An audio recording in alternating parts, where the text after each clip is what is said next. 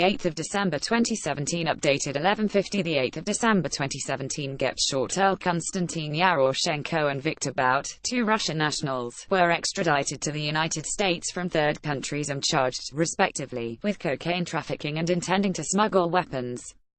They have denied any wrongdoing.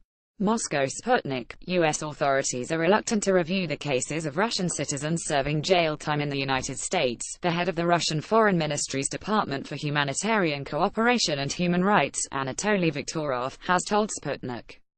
We haven't been able to move forward on the cases of Russians serving their sentences in the United States because of the absolute reluctance of Americans to review their sentences, despite the fact that the charges brought against them are obviously implausible, the diplomat said in an interview.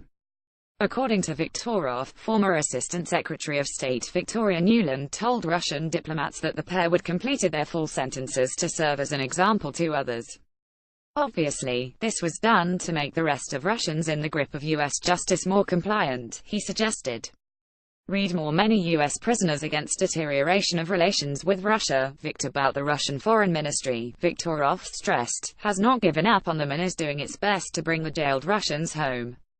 Bout and Yaroshenko are regularly visited by Russian consular staff and are in contact with their lawyers and relatives. This issue is regularly discussed with U.S. at various levels, Viktorov said. The handover of Russian nationals is often raised by Russian Foreign Minister Sergei Lavrov during talks with U.S. counterparts, he added.